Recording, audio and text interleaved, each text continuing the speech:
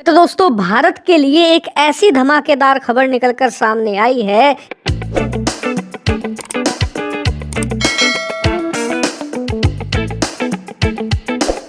जिसने खासकर चीनियों में आग लगाकर रख दी है। और आग लगनी भी चाहिए, क्योंकि अगर चीन की जगह हम होते, हमारे साथ ऐसा हुआ होता तो हमें भी जलन हो रही होती, क्योंकि यहाँ कोई छोटी मोटी चीज़ की बात नहीं हो रही, एक प्रॉपर बहुत बड़े विशालकाय खजाने की बात हो रही है, जिसका मेजोरिटी स्टेक भारत को मिला है, यानी कि सबसे बड़ा हिस्सा भारत को, और जो छोटा बचा हुआ हिस्सा है वो उस देश को जो हमें ये खजाना देगा। लेकिन ये खजाना है क्या और क्यों चीन को इससे जलन हो रही है, चलिए मैं आपको पूरी विस्तार से कहानी बताता हूँ।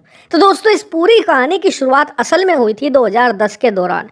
उस समय चीन का इन्फ्लुएंस ऑस्ट्रेलिया पर बहुत तेजी से बढ़ रहा था। आप जानकर हैरान होंगे कि उस वक्त तो चीन के जो लोग हैं वो ऑस्ट्रेलिया में बस रहे थे, वहाँ की पॉलिटिक्स में इंटरफेयर कर रहे थे, यहाँ तक कि चीनी कम्युनिस्ट पार्टी से जुड़े लोग तो ऑस्ट्रेलिया की संसद में जाकर सांसद भी बन रहे थे। और ऐसा चीन इसलिए करवा रहा था क्योंकि उसका मकसद था कि ऑस्ट्रेलिया की पॉलिटिक्स में इन्फ्लुएंस पाकर ऑस्ट्रेलिया के जो नेचुरल रिसोर्सेज हैं, जैसे कि कोल हो गया, गोल्ड हो गया, इसके अलावा silver, iron ore, base metal, nickel, lithium, rare earth mineral और मटेरियल्स, इन सब की जो खदानें थी वो किसी भी हालात में चीनी कंपनियों के हाथ लग जाए, ताकि भविष्य में आने वाले कई दशकों तक चीन वर्ल्ड फैक्ट्री का खिताब हासिल रखे और उसकी इकोनॉमी अमेरिका को भी क्रॉस कर जाए। लेकिन सही समय पर ऑस्ट्रेलिया जाग गया और उसने एक एक करके चीन के जितने भी पॉलिटिकल इन्फ्लुएंस ग्रुप थे ऑस्ट्रेलिया के अंदर, जितने भी सांसद थे, इन पर जबरदस्त क्रैकडाउन किया गया। और कोरोना काल में तो कई सारे सांसद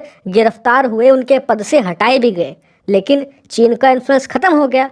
अब जो खजाने की खदानें हैं, मतलब कि iron, gold, base metal, nickel, lithium, इनकी खदानों का क्या किया जाए, क्योंकि चीन को तो नहीं दे सकते, अब किसी ना किसी को तो देनी है। इसीलिए ऑस्ट्रेलिया ने सन 2020 से ही ऐसे देश की खोज शुरू कर दी जो उसका करीबी पार्टनर भी हो, भविष्य में उसका साथ दे और इनका सही इस्तेमाल भी कर सके। और ऑस्ट्रेलिया की ये खोज भारत पर आकर खत्म हो चुकी है। दरअसल आप अपनी स्क्रीन पर देखिए, ऑस्ट्रेलिया ने भारत को गोल्ड माइंस, इसके अलावा लिथियम आयन माइंस दे दी हैं और भारत ने इनसे अब लिथियम आयन और गोल्ड निकालना शुरू भी कर दिया है। ये भारत के लिए एक ऐतिहासिक जीत है, क्योंकि ऑस्ट्रेलिया ने जो हमें माइन दी है ना, इनका मेजॉरिटी स्टेक भारत को मिला है, यानी कि जो भी इनमें से गोल्ड या लिथियम आयन मिलेगा उसका मेजॉरिटी हिस्सा, यानी कि बड़ा हिस्सा भारत को मिलेगा, छोटा हिस्सा ऑस्ट्रेलिया को दिया जाएगा। और यकीन मानिए, भारत को अगर भविष्य में मैन्युफैक्चरिंग सुपर पावर बनना है, वर्ल्ड फैक्ट्री का खिताब हासिल करना है,